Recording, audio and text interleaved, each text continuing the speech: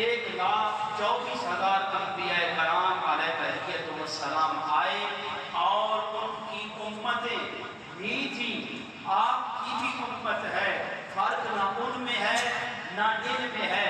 ان کے بارے میں رب کہتا ہے وہ بڑے مضبوط تھے، وہ بڑے جری قسم کے تھے، وہ بڑے طاقتور، اللہ قرآن میں کہتا ہے، یہ میری بات نہیں ہے، وہ بڑے طاقتور تھے اور وہ زمین کو آباد کرنے والے تھے۔ ان جیسا پھر زمین کو کسی نے آباد بھی نہیں کیا، طاقت ان کے اندر اعزاز، ان کے مضبوط نسائل ثابت طور پہ وہ مضبوط قصیدہ کاری ان جیسی آج تک کوئی زمانہ مثال نہیں پیش کر سکتا۔ پھر بات کیا ہے، اب اس امت کو کہتا ہے بہترین امت یہ ہے، تو اس کے پیچھے اگر قرآن و حدیث کا مطالعہ کیا جائے تو اس کے اندر فلسفہ یہی ہے کہ نسبت سرکار کی وجہ سے رب ذوالجلال اس امت کا مقام مرتبہ تو سامعین محترم، پھر اللہ تعالیٰ قدم قدم پہ ہماری رہنمائی بھی کرتا ہے۔ اللہ قدم قدم پہ ہماری رہنمائی بھی کرتا ہے۔ تم ایسے کرو گے تو ایسے ہوگا، تم اس طرح کرو گے تو اس طرح ہوگا۔ اللہ خود بتاتا جا رہا ہے، اگر تم چاہتے ہو تمہاری کائنات عالم کی مخلوق کے اوپر عزت بھی ہو، عظمت بھی ہو، قوت بھی ہو، مقام بھی ہو، مرتبہ بھی ہو، شان بھی ہو، اور تمہاری بات مانی جائے تو پھر تم ایک ہو جاؤ۔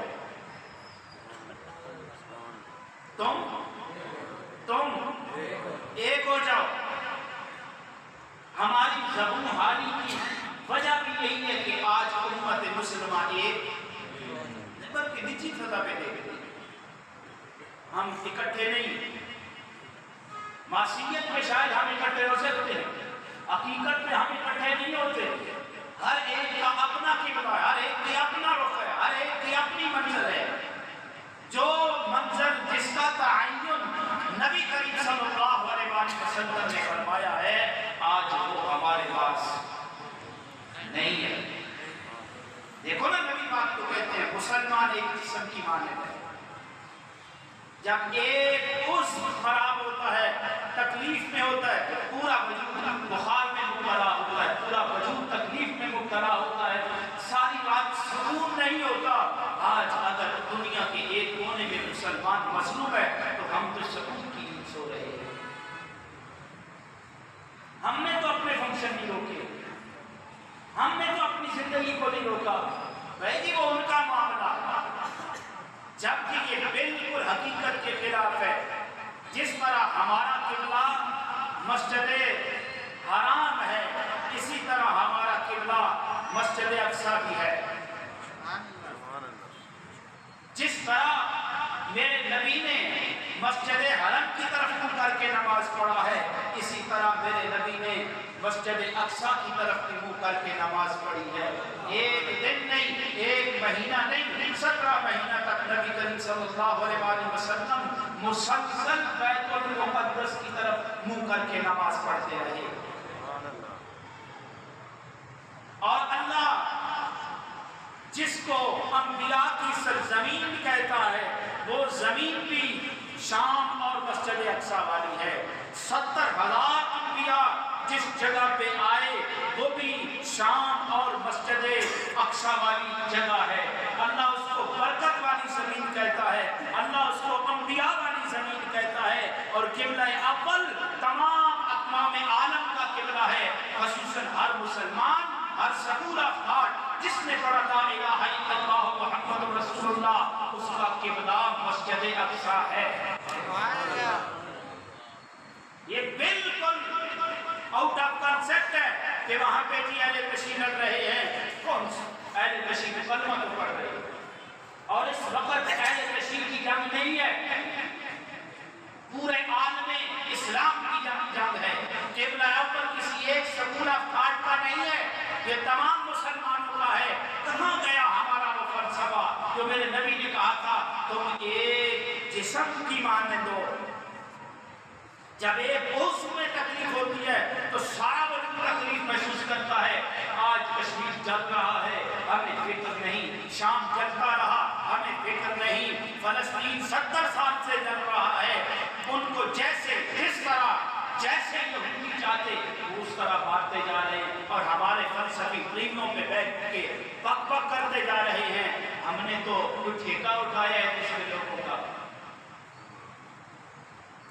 دوسری بات،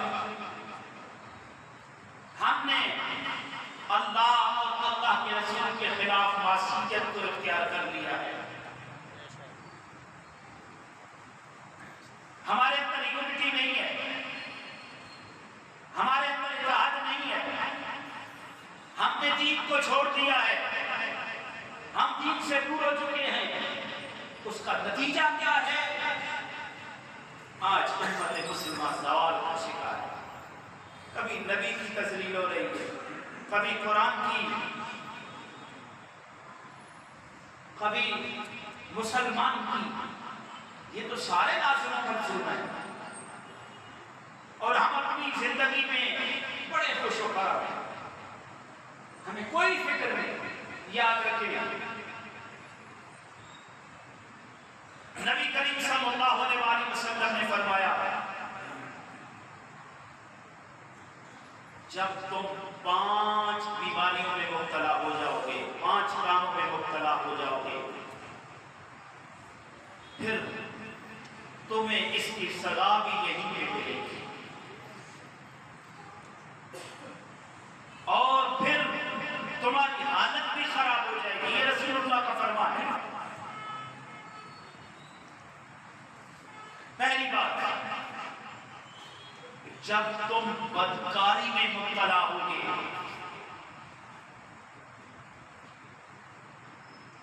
تو پھر تم ان نئی بیماریوں میں مبتلا ہو جاؤ گے جو پہلے لوگوں میں نہیں تھی. اور نبی پاک نے یہ کہا ہے مہاجرین و انصار، سنو، جب تم بدکاری میں مبتلا ہوگے پھر تمہیں نئی نئی بیماریاں لگ جائیں گی جو تمہارے پچھلے لوگوں میں نہیں ہوں گی. جب تم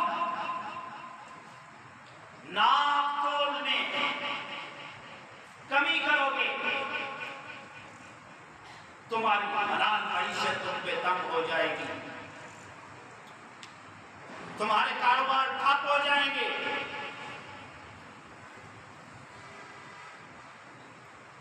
اور رزق کی تنگی میں مبتلا ہو جاؤ گے. اب ناپ تول میں کمی انسان کیوں کرتا ہے؟ سوال ہے نا. 4% زیادہ آ جائے ایسا ہی ہے نا، تھوڑے سے پیسے بڑھ جائے وہ مل کے تو رہنے. جو رزق لکھا ہوا ہے حلال ہے یا حرام، یہ بات سن لیں.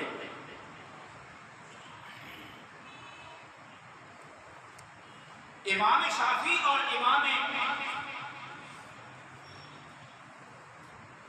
ابو حنیفہ میں یہی اختلاف ہے. امام شافعی کہتے ہیں حرام جو وہ رزق نہیں ہے، امام ابو حنیفہ کہتے ہیں رزق ہے. دلیل یہ دیتے ہیں کہ اس رزق نے ملنا تھا، اس رزق نے، یہ جو حرام رزق ہے اس رزق نے ملنا تھا، جو ملنا تھا وہ حلال بن کے ملنا تھا، اس نے اس کے حصول میں جلدی کی ہے. میری بات سمجھ آ رہی ہے؟ اس کے حصول میں جلدی کی اور اس کو اس نے تبدیل کر دیا ہے. رزق جو اللہ نے دینا ہے مقدر میں لکھ دیا گیا ہے وہ اللہ نے دینا ہے. اب وہ ڈنڈی ناپ تول میں مارتا ہے، میرے نبی نے فرمایا اللہ اس کو اس عذاب میں مبتلا کر دے گا. آج دیکھ لو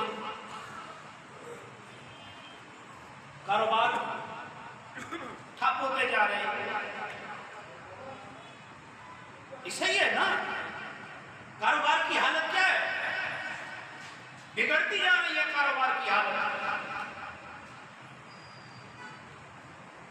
رزق تنگ ہوتا جا رہا ہے، ملازمتیں نہیں ہیں، ہر بندہ جو ہے وہ مصیبت میں مبتلا ہے.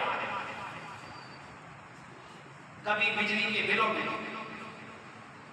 کبھی اور کسی اور میں. تو یہ رسول اللہ کا فرمان ہے، یاد رکھنا وَلَن تَجِدَ لِسُنَّتِ اللَّهِ تَبْدِيلًا. اللہ کا طریقہ بدلتا نہیں ہے اور اللہ کا طریقہ قانون وہی ہے جو محمد رسول اللہ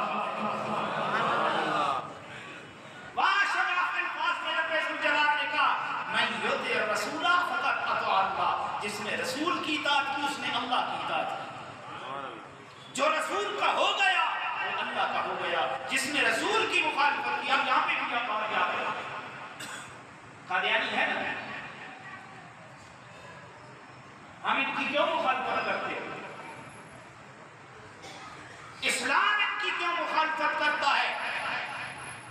اسلام کیوں نہیں ان کو جینے کا حق دیتا؟ اسی وجہ سے کہ انہوں نے نبوت پہ ڈاکہ ڈالا ہے، اور اللہ یہ پسند نہیں کرتا ایک بندہ غیر مسلم ہو جاتا ہے، ارتداد کا شکار ہوتا ہے، اسلام کو چھوڑ دیتا ہے، جب چھوڑتا ہے 3 دن تک اس کے اوپر دین پیش کیا جائے گا، واپس لاؤ اس کو، فضا نہیں سنائے گی، واپس لاؤ، 3 دن کے بعد اس کی سزا قتل ہے۔ لیکن یاد رکھیے اس پلید کفر اور نبی کی گستاخی کرنے والا، ان کے اوپر نہ اسلام پیش کیا جائے گا نہ ان کو شریعت مطالعہ 1 منٹ زمین پہ زندہ رہنے کی اجازت دیتی ہے۔ ان کی ایک ہی سزا ہے، سر تن سے، ان کی ایک ہی سزا ہے، اس میں کوئی کسی کی دوسری رائے نہیں۔ منصب کا نبی، یہ قانون ہے۔ تو کتنی باتیں ہوئی؟ 2۔ تیسری بات زکوٰۃ۔ جب نظام زکوٰۃ میں ڈنڈی ماری جائے گی، اور آج ماری جاتی ہے، زکوٰۃ کے چیئرمین کو ایک MPA اور MNA یا اس کا جو ہے ٹولہ وہ منتخب کرتا ہے، یا سیاسی پارٹی کے، میں نے جہاں تک دیکھا ہے اپنے علاقے میں یا جہاں پہ خبر میں مساجد میں رہا ہوں، اللہ معاف کرے، خدا کی قسم ممبر پہ بیٹھ کے کھا رہا ہوں، 70% تو کم ہوگا، 80% زکوٰۃ کا چیئرمین ڈنڈی مارتا تھا۔ دوسرے لفظوں میں کہوں تو وہ چور تھا۔ جب زکوٰۃ کے نظام میں ڈنڈی ماری جائے گی، میں نہیں کہہ رہا، رب کا معبود کہہ رہا ہے، جس نے زمین پہ قدم رکھا تو اللہ نے اس کو پاک کر دیا۔ نبی کے قدم کی برکت کی وجہ سے رب ذوالجلال نے ساری زمین کو پاک فرما دیا ہے۔ بات یہاں پہ ختم نہیں ہوئی بلکہ پاک کرنے والی بنا دیا ہے۔ یہ قدم مصطفیٰ کی برکت ہے، یہ ذات مصطفیٰ کی برکت ہے۔ 1,24,000 انبیاء کرام آتے ہیں، وہ مسجد اقصیٰ میں نماز پڑھتے ہیں، 1 کا ثواب ملتا ہے۔ مسجد حرم میں جاتے ہیں، 1 کا ثواب ملتا ہے۔ میں اور آپ جائیں تو قاعدہ بدل جاتا ہے، قانون بدل جاتا ہے، وہاں پہ 1 کا ثواب نہیں، 1,00,000 نماز کا ثواب ملتا ہے۔ ہمارا حسن پہلوں سے زیادہ نہیں، ہماری طاقت پہلوں سے زیادہ نہیں، ہماری مہارتیں پہلوں سے زیادہ نہیں، ہماری قد و قامت پہلوں سے زیادہ نہیں، ہماری فہم و فراست پہلوں سے زیادہ نہیں ہے۔ اس کی وجہ صرف سرکار کی ذات ہے، جس کی وجہ سے رب ہم پہ فضل کرتا ہے، ہماری شکلیں بگاڑتا ہے۔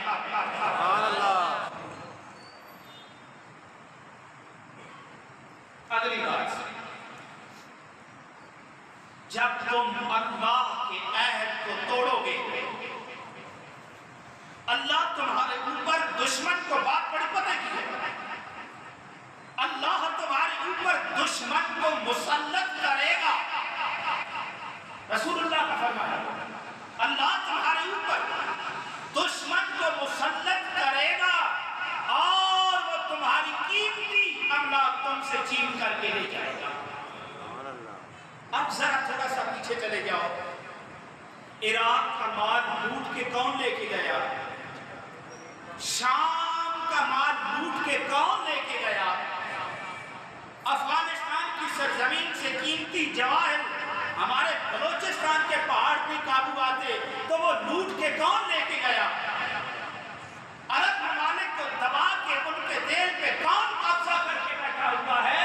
میں نہیں کہہ رہا، تمہارا رب اور میرا رب یہ قرآن میں کہہ رہا ہے، یا ایھا الذین آمنوا لا تتخذوا اليہود والنصارى، ایمان والو ان کا اپنا دوست کبھی نہ بنانا، یہ تمہارے دوست نہیں بن سکتے تا وقت کہ تم ان کے دین میں داخل نہ ہو جاؤ۔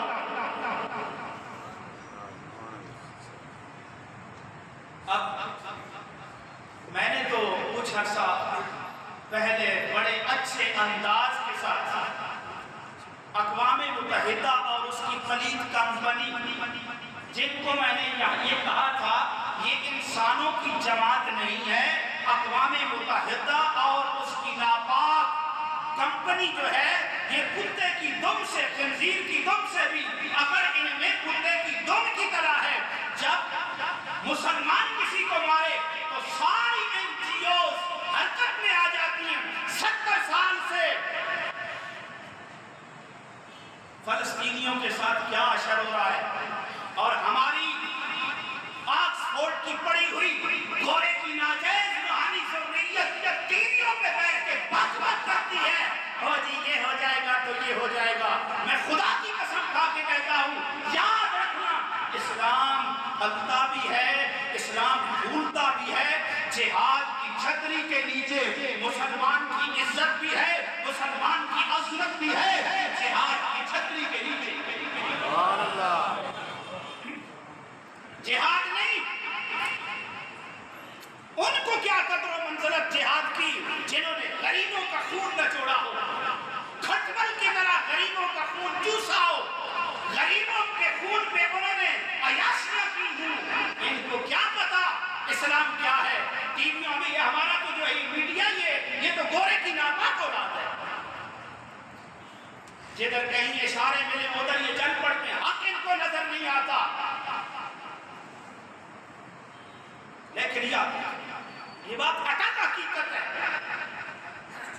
میں مثال دیتا ہوں اکثر افغانستان کی، ادھر تو امریکہ آنکھ دیکھتا بھی نہیں ایسے، جاپان وہاں پہ دیکھتا جو نہیں، 70 سال لڑتے رہے، انہوں نے ایسی ٹھکائی کی ان کا قبلہ درست ہو گیا۔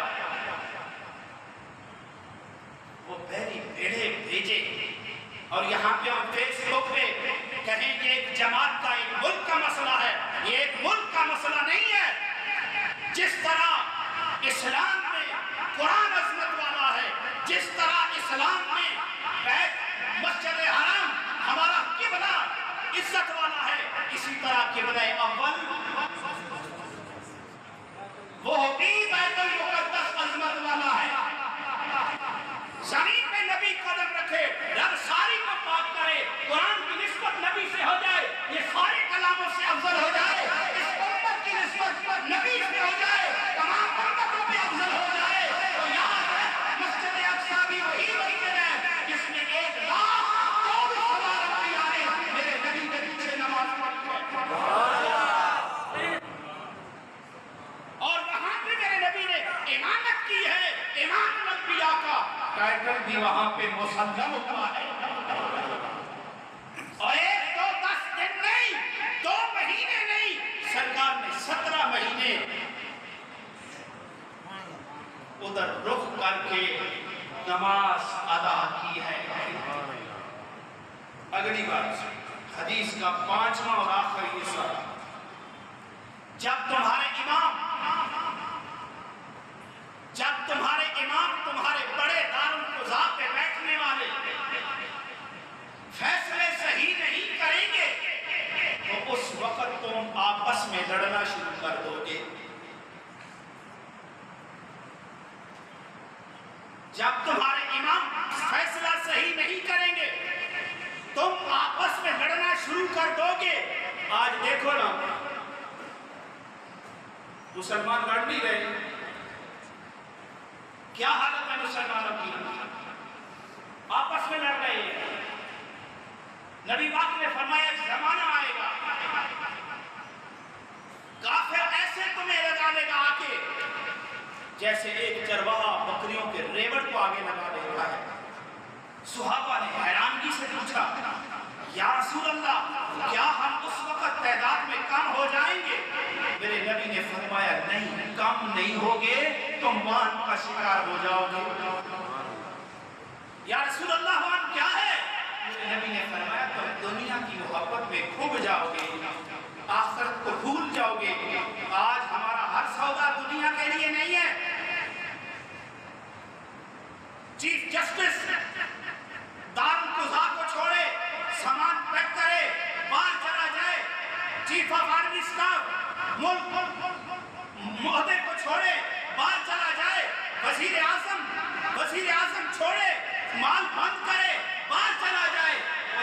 बकरियां ही रह गई ना, हमारी कोई औकात नहीं। गोरे की नाजायज औलाद का इलाज भी बाहर हो तो हम कोई इंडिया से आए हुए महाजिर तो नहीं है। इज्जत उसकी की जाती है जो इज्जत करवाना जानता हो। अल्लाह है अल्लाह उनकी मदद करता है जो अपनी मदद आप करते हैं। वो इकट्ठे वहां से अब बेड़े भी शुरू हो गए, सामान की भी तकसीम शुरू हो गई। क्या जी 70 साल मार खाने वाले को मारने के लिए? मैं कसम अल्लाह की खा के कहता हूं, ये गोरे की नाजायज ज़ुर्रियत जो हमारे ऊपर मुसल्लत है, मेरे ऊपर नहीं, तमाम आलम इस्लाम के ऊपर, अगर इनको निकाल दिया जाए, इन्हीं में से अच्छे लोग ऊपर आ जाएं और ये एक हो जाएं, तो किसी काफिर की जुर्रत नहीं है। खुदा की कसम मुसलमान गैरत वाला है, मुसलमान बेगैरत नहीं हो सकता। और ये मेरे नबी का फरमान है, बेहयाई और बेगैरती और इस्लाम ईमान एक जगह पे इकट्ठा नहीं हो सकता। जहां पे बेहयाई होगी वहां पे ईमान नहीं होगा, जहां पे ईमान होगा वहां पे बेहयाई। लेकिन क्या है, आज हमारी शादियां तो नहीं रुकी, हमारे मिलाद के जुलूस तो नहीं रुके, हमारे जिल्से तो नहीं रुके।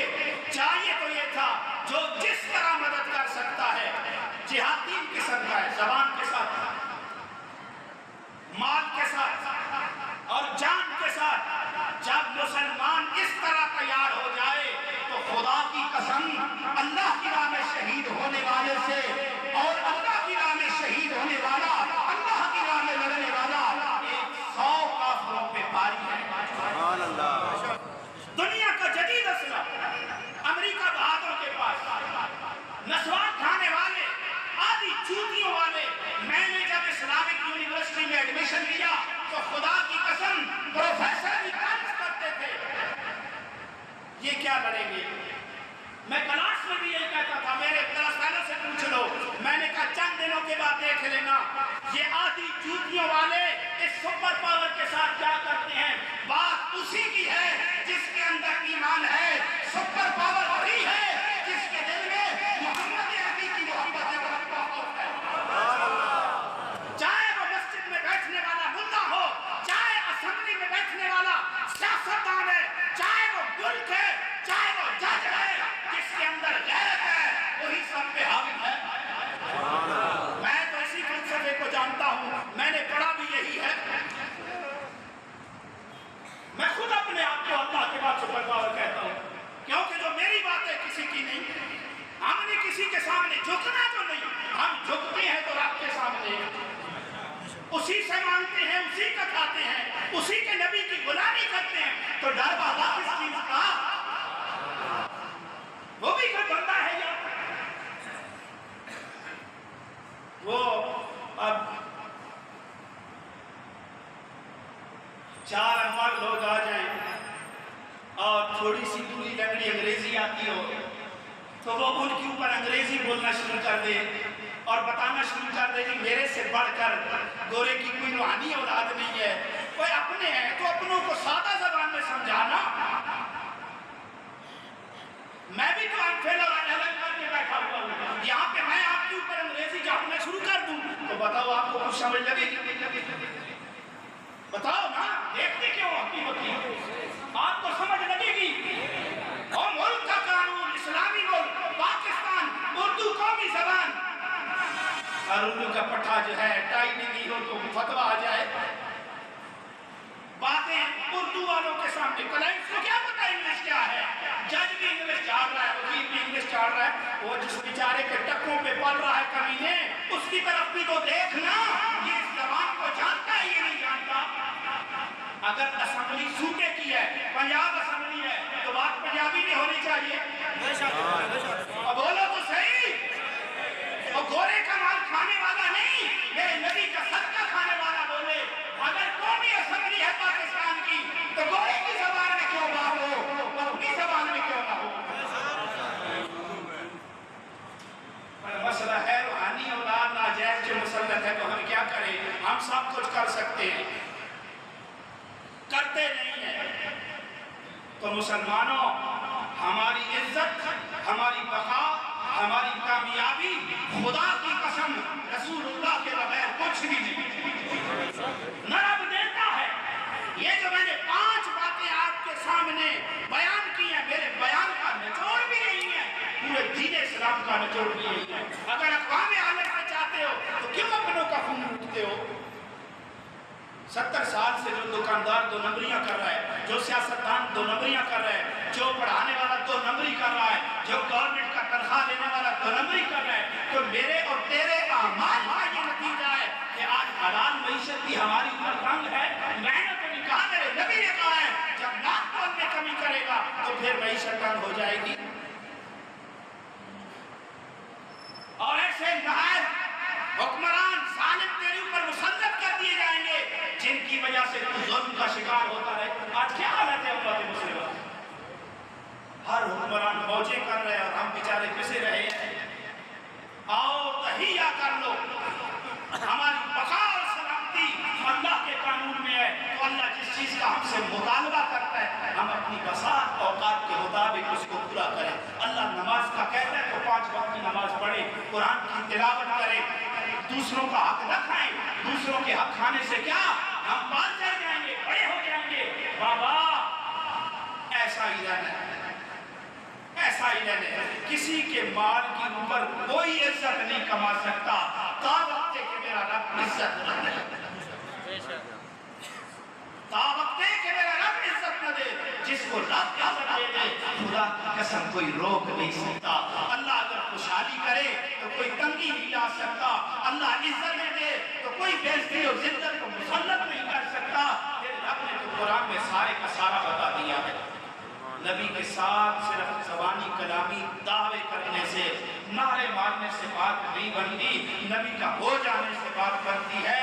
جو نبی کی ذات کے مخلص ہو جائے، زمین بھی اسی کی ہے، لا بقا بھی اسی کا ہے، زمین کے اوپر کی مخلوق بھی اسی کی ہے، زمین کے نیچے والی مخلوق بھی اسی کی ہے، یہ جہاں بھی اس کا ہے، اگلا جہاں بھی اس کا ہے۔ جزاک